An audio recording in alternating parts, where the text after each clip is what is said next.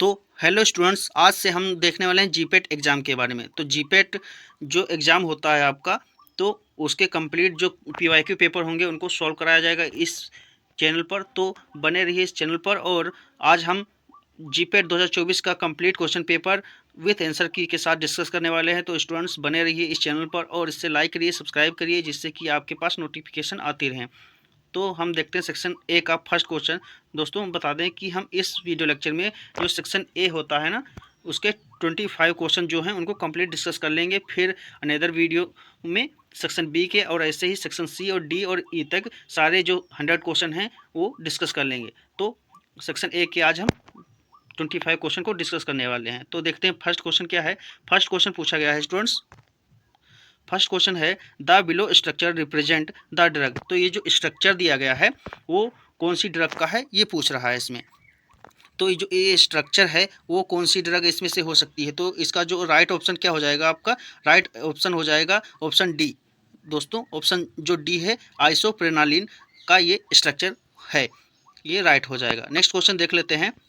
The के intermediate for the biosynthesis of C6 and C3 unities.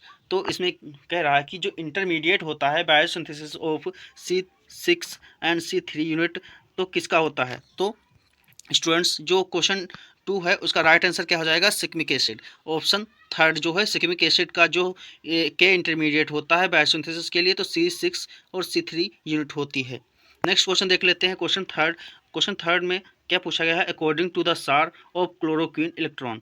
तो जो chloroquine का होता है ना सर, तो उसी से क्वेश्चन रिलेटेड है। तो क्लोरोक्वीन इलेक्ट्रॉन, तो इसमें 4 ऑप्शन दिए गए हैं कि इसमें से क्या हो सकता है। Electron donating group at 6th position of the quinoline ring is important for the इन्वेशन of hemozoin formation, या फिर option B withdrawing group at 6th position of the quinoline ring is important for the इन्वेशन of hemozoin formation, and option C donating students chloroquine electron donating group at 7th position of the quinoline ring is important for the इन्वेशन of hemozoin formation, या फिर जो आपका fourth option है वो withdrawing group at 7th position of the quinoline ring is important for the इन्वेशन of hemozoin formation.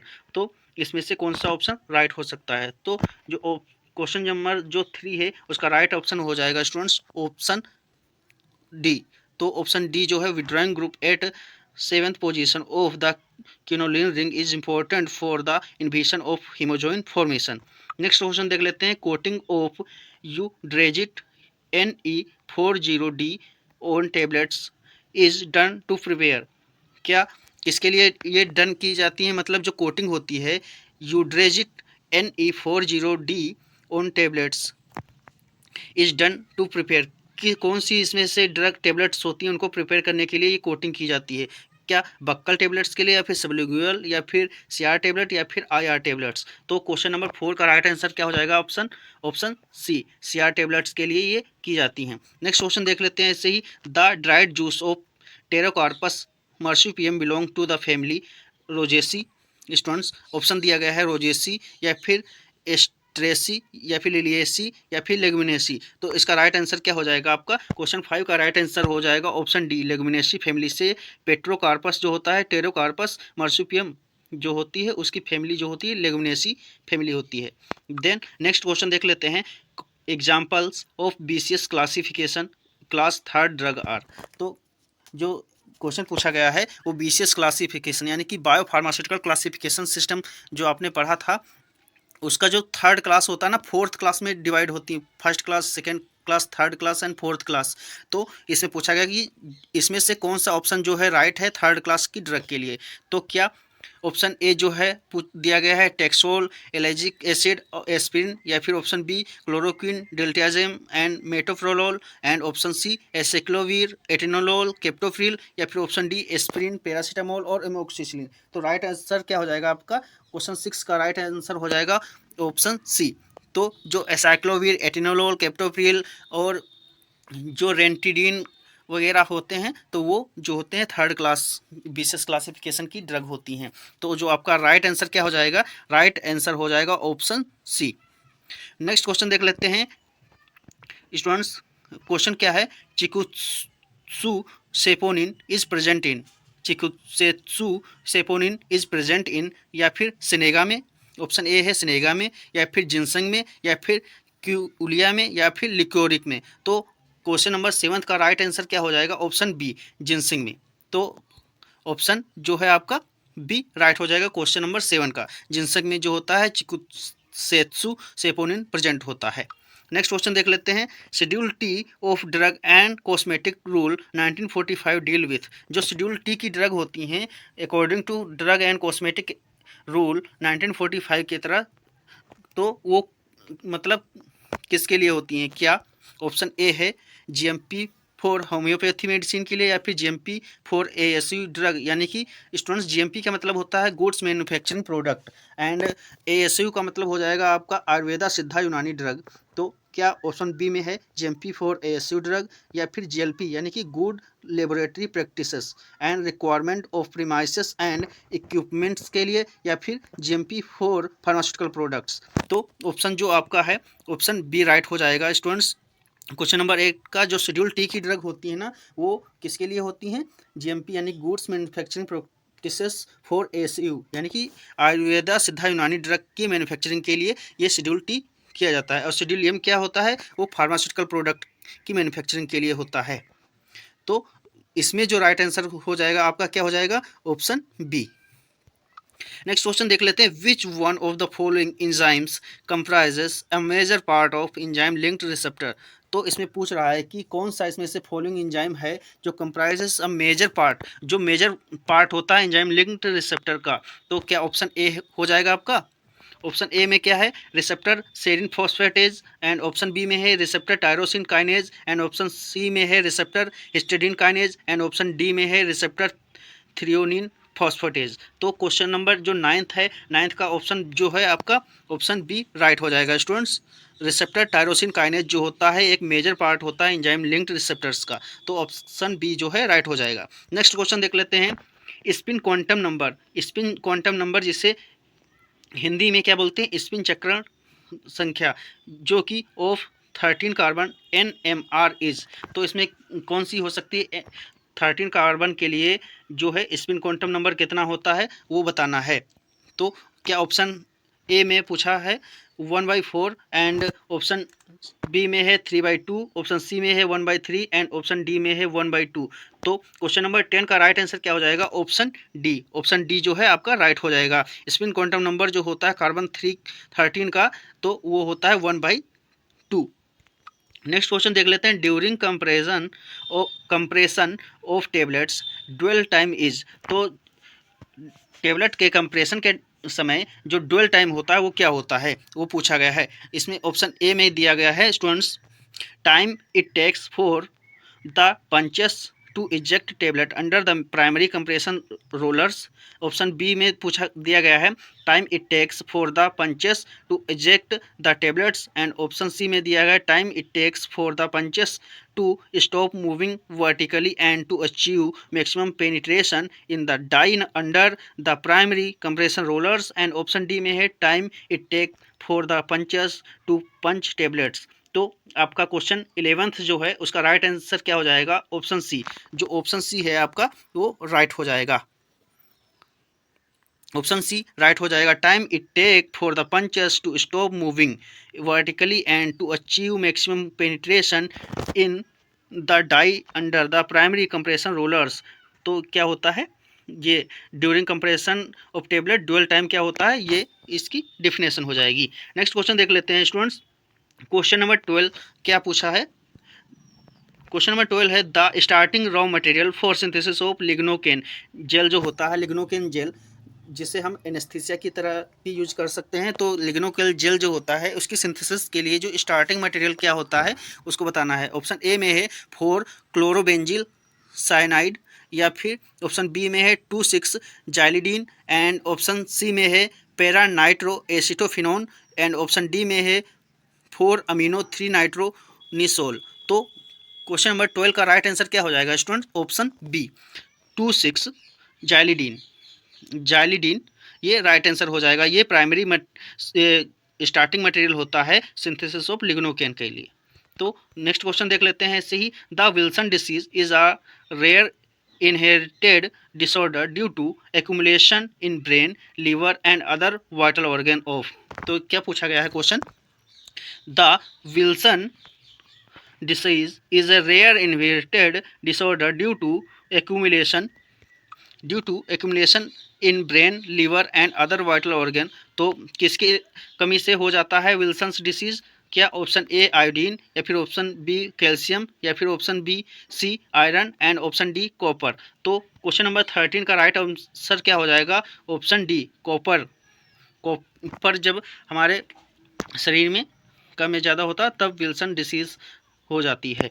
Next question देखते हैं, which of the following is a Meta directing group. तो Meta directing group इसमें से कौन सा होता है? क्या ऑप्शन ए जो है NaHCH3, या फिर CF3, या फिर फ्लोरीन F, या फिर NH2। तो मेटा डायरेक्टिंग ग्रुप क्या होता है इसमें से बताना है। तो क्वेश्चन नंबर 14 का राइट आंसर क्या हो जाएगा? Option B. ऑप्शन बी जो है स्टूडेंट्स वो राइट हो जाएगा, आपका ऑप्शन बी राइट हो जाएगा। नेक्स्ट क्वेश्चन देख लेते हैं, question number 15, rancidity of oil is detected by. जो रेंसिडिटी ऑफ ऑयल की कैसे डिटेक्ट होती है इसमें बताना है। क्या आयोडीन वैल्यू से, या फिर सेपोनिफिकेशन वैल्यू से, या फिर पेरोक्साइड वैल्यू से, या फिर एसिड वैल्यू से। तो स्टूडेंट्स क्वेश्चन नंबर 15 का राइट आंसर क्या हो जाएगा आप बताना है। तो क्वेश्चन नंबर 15 का राइट आंसर क्या हो जाएगा? ऑप्शन सी, पेरोक्साइड वैल्यू से हम रेंसिडिटी ऑफ ऑयल को डिटेक्ट करते हैं। तो ऑप्शन सी राइट हो जाएगा। नेक्स्ट क्वेश्चन देख लेते हैं, which of the following is not a method for solubility enhancement. तो इसमें से कौन सा मेथड जो है सोलबिलिटी एनहेंसमेंट के लिए यूज नहीं होता है? Option A crystallization, option B cosolvency and option C hydrotropy and option D salt formation. तो क्वेश्चन नंबर 16 का राइट आंसर हो जाएगा question option number A, crystallization जो होता है इसमें से मेथड ऑफ सोलबिलिटी इन्हेंसमेंट के लिए नहीं यूज होता है। नेक्स्ट क्वेश्चन देख लेते हैं, the bloom strength is directly proportional to. तो जो ब्लूम स्ट्रेंथ होती है किसके डायरेक्टली प्रोपोर्शनल होती है? ऑप्शन ए स्टूडेंट्स दिया गया है डेंसिटी के, ऑप्शन बी विस्कोसिटी के, एंड ऑप्शन सी है जो measure of the strength and stiffness of A gelatin, and option D जो है मोलिकुलर वेट के। तो इसमें से राइट आंसर क्या हो जाएगा? Option D. तो क्वेश्चन नंबर 17 का ऑप्शन डी राइट आंसर हो जाएगा कि द ब्लूम स्ट्रेंथ किसके डायरेक्टली प्रोपोर्शनल होता है? मोलिकुलर वेट के। नेक्स्ट क्वेश्चन देख देते हैं, फेमोटिडीन कंटेन। जो फेमोटिडीन होती है जो कि रेनिटिडीन के जैसा ही वर्क करती है, तो उसमें कौन सा रिंग जो होती है कंटेन करती है?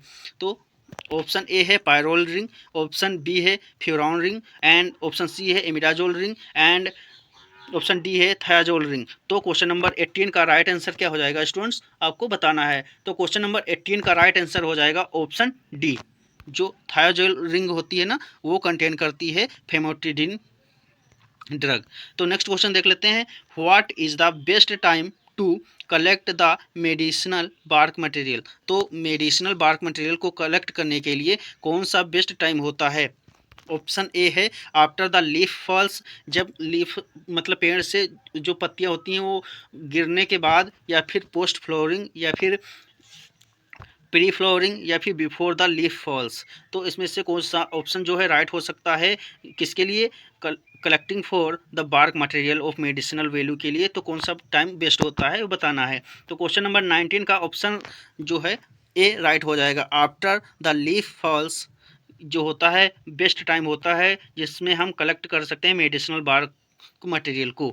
नेक्स्ट क्वेश्चन देख लेते हैं, question number 20, which antibiotic undergoes light catalyzed autoxidation. तो which antibiotic undergoes light catalyzed autoxidation. तो फर्स्ट ऑप्शन स्टूडेंट्स क्या है? Sugar derived antibiotics, and option B है polyenes antibiotics, and option C है macrolides antibiotics, and option D है beta lactam antibiotics.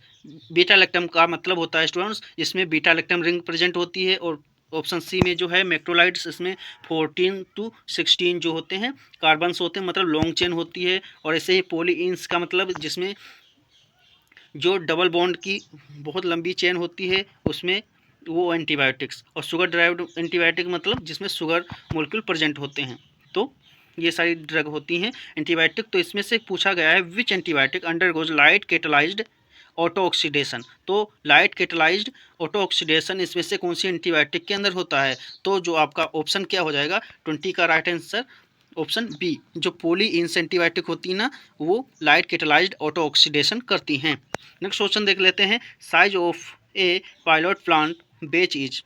तो pilot plant बेच का जो साइज होता है वो क्या होता है? 1/10 ऑफ मार्केटिंग बेच, ऑप्शन ए है, एंड 1/5 ऑफ मार्केटिंग बेच, एंड 1/5 ऑफ प्रोडक्शन बेच, एंड 1/10 ऑफ प्रोडक्शन बेच। तो साइज, बेच साइज जो होता है ना किसी भी पायलट प्लांट का, तो किस बेच के हिसाब से होता है तो बताना है। तो 21 का राइट आंसर ऑप्शन डी हो जाएगा, 1/10 ऑफ प्रोडक्शन बेच के। तो नेक्स्ट क्वेश्चन देख लेते हैं, which of the following step are not involve in gravimetry analysis. तो एनालिसिस जो फार्मास्यूटिकल एनालिसिस है वो फर्स्ट सेमेस्टर का, उससे क्वेश्चन पूछा गया है। तो पूछा गया है which of the following steps are not involve in gravimetry analysis. क्या फिल्ट्रेशन या फिर प्रेसिपिटेशन या फिर इंडिकेटर या फिर डाइजेशन। तो इसमें से कौन सी प्रोसेस है जो नहीं इन्वॉल्व होती है? तो हमने भी बहुत सारी देखे होंगे कि जो है क्वेश्चन नंबर 20 का ऑप्शन सी, इंडिकेटर यूज नहीं होते हैं, क्योंकि देखिए उसमें प्रेसिपिटेट वगैरह जो होता है वो नहीं होता है उसमें। वेट, ग्रेविमेट्री एनालिसिस में हम वेट का मेजरमेंट करते हैं। तो जो ऑप्शन सी है वो राइट आंसर हो जाएगा कि जो है इंडिकेटर का यूज नहीं करते हम ग्रेविमेट्री एनालिसिस में। फिर देखते हैं नेक्स्ट क्वेश्चन है, students Nitrostat is an example of. जो नाइट्रोस्टेट होता है वो कौन सी इसमें से टेबलेट्स का एग्जाम्पल होता है? तो कौन सी, एफरवेंसेंट या फिर बोलस टेबलेट या फिर सीआर टेबलेट या फिर सबलिंगुअल टेबलेट्स का? तो Nitrostat is an example effervescent tablet, bolus tablet, CR tablet, sublingual tablets. तो क्वेश्चन नंबर जो 23 है ऑप्शन उसका डी राइट हो जाएगा। जो नाइट्रोस्टेट ड्रग होती हैं वो क्या होती हैं? सबलिंगुअल टेबलेट्स का एग्जाम्पल होती हैं। नेक्स्ट क्वेश्चन देख लेते हैं, the rate limiting step for the absorption of control release tablet is the. तो इसमें से ऑप्शन दिए गए हैं students, dissolution of the drug, and option B है excretion of the drug, metabolism of the drug, and distribution of the drug. Question क्या पूछा गया? The rate limiting step for the absorption of control release tablet is the. तो इसके द्वारा कौन सी, मतलब रिलीज टेबलेट के एब्जॉर्प्शन को कंट्रोल कौन करता है? तो इसमें से राइट आंसर क्या हो जाएगा आपका 24 का option A, dissolution of the drug. तो ऑप्शन ए जो है आपका राइट हो जाएगा। नेक्स्ट क्वेश्चन देखते हैं, next and last question students इस वीडियो लेक्चर का, core tablet coated with cellulose acetate phthalate had been administered to a patient, where do you expect the drug to be release. तो question क्या पूछा गया है फिर से पढ़ते हैं, कोर टेबलेट कोटेड, जो कोर टेबलेट होती है बीच का जो होता है ना, कोई भी टेबलेट होती है उसका जो बीच का सेंटर होता है वो कोर होता है। Core tablet coated with cellulose acetate phthalate. तो जो टेबलेट का कोर होता है ना वो किससे होता है? सेलुलोज एस्टेट पैथलेज से कोटेड होती है। Has been administered to a patient, where do you expect the drug to be release. तो वो जो ड्रग होती है वो कहाँ पर रिलीज होती है पूछा गया है क्वेश्चन में। तो क्या स्टमक में या फिर इंटेस्टाइन में या फिर लीवर में या फिर ओरल कैविटी में? तो इसका 25 का राइट आंसर क्या हो जाएगा? ऑप्शन बी, इंटेस्टाइन में। जो कोर टेबलेट होती है ना वो सेलुलोज एस्टेट पैथलेट्स से कोटेड होती हैं जो कि इंटेस्टाइन में जाकर के वो रिलीज होती हैं। तो स्टूडेंट्स यहाँ पर हमारे 25 क्वेश्चन कंप्लीट होते हैं। नेक्स्ट वीडियो लेक्चर में सेक्शन बी के सारे क्वेश्चन को हम डिस्कस करने वाले हैं। तो thanks for watching this video, मिलते हैं नेक्स्ट वीडियो लेक्चर में।